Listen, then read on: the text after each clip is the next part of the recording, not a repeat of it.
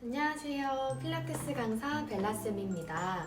오랜만에 운동에 관련해서 이제 영상을 조금 준비를 해봤는데요. 오늘은 이제 산전산후 필라테스에 대해서 이제 안내를 조금 해드리려고 해요. 산모분들이나 또는 이제 필라테스 강사님들이 가장 궁금해하는 질문들로 조금 준비를 해봤는데요. 아기가 임신 후부터 운동을 해도 될까요? 라는 질문에 대해서 한번 말씀을 드리자면 저희가 이제 논문을 비교를 하고 근거를 해서 제가 말씀을 드리는 거지만 임신 전부터 원래 운동을 하고 계셨던 분들 같은 경우에는 이제 계속 꾸준히 운동을 가임기 때부터 해도 무관하다라고는 되어 있어요. 네, 하지만 요즘 뭐 의사 선생님이나 이제 요즘에 모든 사람들이 사실은 조심해야 된다라고 얘기를 하기 때문에 정 불안한 마음이 있으시다면 사실은 이제 쉬시는 게 제일 추천을 드리고요. 저도 그런 논문이나 그런 공부를 해왔을 때는 이제 무관하다라고는 했지만 이제 아이의 이제 초기다 보니까 조심해야 될 부분들이 사실 많고 혹여나 초기에도 유산되는 사람들이 생각보다 있을 수 있기 때문에 그런 점에서는 조심을 위해서라면 일단 당분간 운동을 원래 현재 하지 않았던 분들은 일정기에 휴식을 조금 가지고 12주에서 13주가 조금 지난 후에 이제 의사 선생님과 상담 후에 이제 선생님께서 운동을 해도 괜찮아요 라고 했을 때 그때 운동을 하는 거를 이제 권장을 좀 드리긴 해요. 필라테스를 할까요? 헬스를 할까요? 라는 질문이 있어요. 어쨌든 간에 필라테스든 헬스든 운동이기 때문에 무엇이든 선택은 이제 회원님한테 달렸다라고 말씀을 드리고 싶고요. 필라테스라고 해서 사실 필라테스도 산전에서만 할 수 있는 동작들이 또 한계가 있고요. 헬스도 마찬가지. 그래서 원래 기존에 내가 헬스를 하고 있었다면 그냥 헬스를 지속적으로 하는 것도 추천을 드리고요. 원래 필라테스를 꾸준히 하고 계셨다면 필라테스를 꾸준히 하시는 것도 오히려 추천을 드려요. 본인의 강도, 운동 강도에 맞는 운동을 하시는 걸 더 추천을 드리고요. 사람마다 체력도 다르고 근육의 성질도 다르고 또 뭐 폐활량도 다르고 너무나 다르기 때문에 사실 조심해야 될 부분들이 많아서 회원마다 이제 필요한 이제 운동들을 접목해 줄 수 있는 선생님을 만나 뵙는 걸 추천을 드리죠. 저 같은 경우는 지금 현재 임신 13주 차인데 저도 초기 때는 혹여나 불안해서 운동을 하지 않았어요.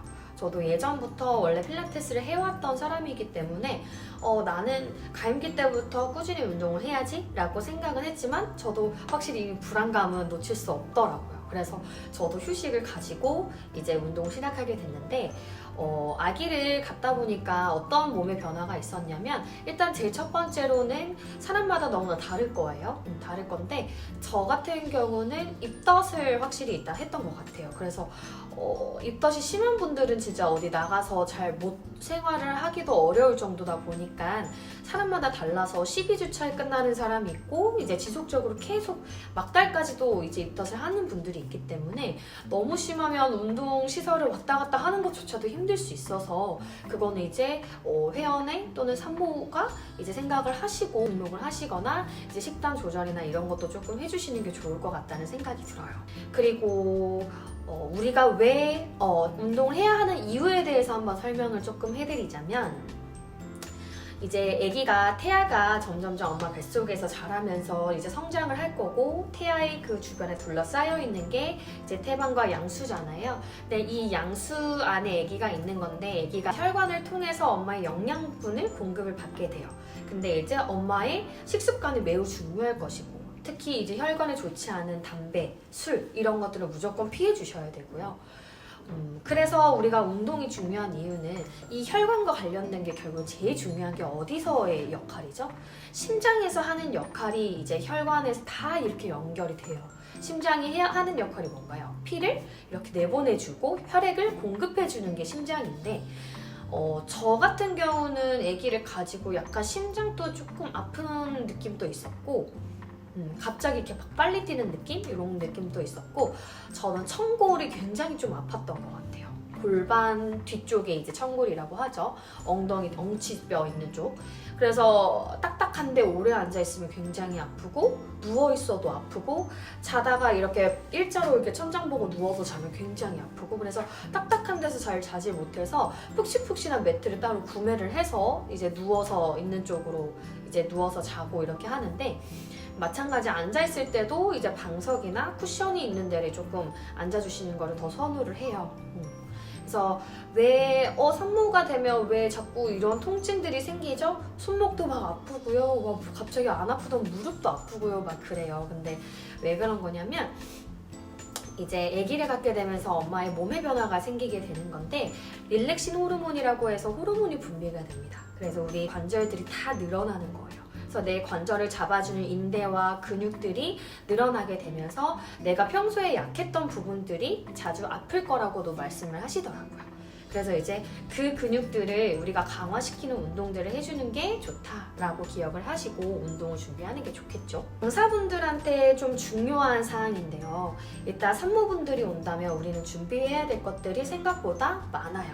어떤 것들을 준비해야 되냐? 일단은 산모는 굉장히 이제 호르몬의 영향도 크고 감정 기복이 굉장히 왔다 갔다 하기 때문에 그날 이제 운동을 하면 엔돌핀이라는 게 이제 돌잖아요. 그래서 사람이 기분이 좋아질 수밖에 없어요. 그래서 운동을 했을 때 정말 알차게 준비를 잘 해주셨으면 좋겠고, 우리가 태아는 이제 엄마의 귀로 듣는 것도 굉장히 중요하고 이 감정과 연결이 되어 있어서 운동하러 왔을 때 이제 엄마를 위한 뭐 노래, 음악들을 따로 준비해주면 너무 센스 있는 강사가 되겠죠. 그리고 혹여나 듀엣으로 부부 둘이서도 이제 수업을 하시는 경우가 있어요. 아기를 이렇게 임신을 한 상태에서. 그럴 때는 이제 아빠와의 교감을 같이 해줄 수 있는 동작들로 구성을 하면 너무 좋을 것 같아요. 그 다음 개인 수업을 할 때 주의해야 될 사항은요. 일단 점점 배가 불러오기 때문에 조심해야 될 거는 낙상사고. 캐딜락이나 이런 리포머 체어에서 올라가는 동작들을 했을 때 혹여나 잘못 떨어지거나 혹은 떨어질 뻔해서 이제 급격적으로 갑자기 긴장을 하게 되면 복부 땡김이 발생이 될 수도 있기 때문에 그런 긴장하지 않도록 안전한 운동을 해주는 게 가장 좋고요. 그리고 3개월에서 5개월까지는 복부가 그렇게까지 많이 나오지 않기 때문에 엎드리는 동작도 사실은 가능하기는 해요. 근데 이제 센터에 이제 고프롤이라는 이제 임산부들이 사용하는 쿠션이 있어요. 그런 쿠션이 없다면 이제 엎드리는 동작들은 최대한 삼가해 주시는 게 좋겠죠. 강사들이 회원한테 운동을 시키면서 주의해야 될 점들은 일단 회원마다 운동 강도를 잘 보시고 그거에 따른 운동을 이제 집중적으로 해주시는 게 가장 좋아요. 만약에 혹여나 회원님이 저처럼 이제 청골이 너무 아파요 하시는 분들 같은 경우에 이 아픈 동작, 청골이 뭔가 바닥에 눌리거나 혹은 이런 아픈 동작들을 선생님께서 미리 빼주시고 어떤 동작들을 하면 안 되겠다라는 거를 인지를 하고 가셔야 되고, 혹여나 동작을 시키면서도 혹여나 회원님께서 이 동작 불편해요 또는 이렇게 했을 때 아파요 라는 거를 선생님께서 직접 물어보셔야 돼요. 혹여나 이렇게 아프세요? 왜냐면 안 물어보고 참고 이렇게 하시는 분들이 간혹가다 있기 때문에 그런 것들은 이제 선생님께서 직접 물어보셨으면 좋겠습니다. 스트레칭, 간단한 스트레칭은 너무나 좋은데 너무 스트레칭 자체를 너무 1분 또는 뭐 30초 이상을 계속 지속적으로 한다거나 과하게 스트레칭을 유도하는 동작들은 최대한 삼가해 주세요. 안 그래도 릴렉신 호르몬 때문에 다리가 계속 이렇게 고관절 주변 부분이 굉장히 잘 늘어날 거란 말이죠. 근데 이런 늘어나는 이제 호르몬을 갖고 있어서 관절들이 굉장히 약해져 있는 상태인데 자꾸만 이렇게 늘려주는 운동들을 자꾸 병행을 하게 되면 당연히 좋지 않겠죠. 그래서 안정성을 담당하는 운동들로 구성을 하는 게 가장 좋고요. 필라테스를 처음으로 운동을 이제 내가 회원님을 처음 만났어, 가르쳐 줘야지 라고 했을 때 이제 주의해야 될 사항부터 먼저 안내를 해드리거나, 혹은 이제 산전 필라테스는 어떤 식으로 시작해서 이제 주차마다 어떻게 변화로 우리가 운동을 시작할 거예요, 이런 것들을 조금 선생님께서 리드를 해서 알려주시면 훨씬 좋을 것 같아요. 필라테스를 처음 하시는 분들 같은 경우는 가장 먼저 가르쳐 줘야 될 게 일단 호흡법 호흡에 대해서, 그리고 호흡이 왜 중요한지, 우리는 왜 호흡을 해야 되는지에 대해서 알려주셔야 되고, 두 번째로는 이제 이 호흡을 통해서 우리가 이제 호흡 근육을 쓰는 거를 또 알려주셔야겠죠. 호흡 근육이 뭐가 있었는지는 우리가 분명히 다 알 거라고 생각을 해요. 그래서 호흡 근육을 알려주셔야 되고, 세 번째, 이제 근력 운동을 이제 들어갔을 때 너무 상체 팔다리 운동을 바로 시작하기보다는 코어에서부터 안정화를 길러주고, 그 다음에 이제 사지 운동으로 뻗어갈 수 있는 동작들을 구성해주면 훨씬 이제 산모들이 운동하면서도 불편하지 않을 것 같아요. 그리고 안정감이 확실히 더 생길 것 같아요.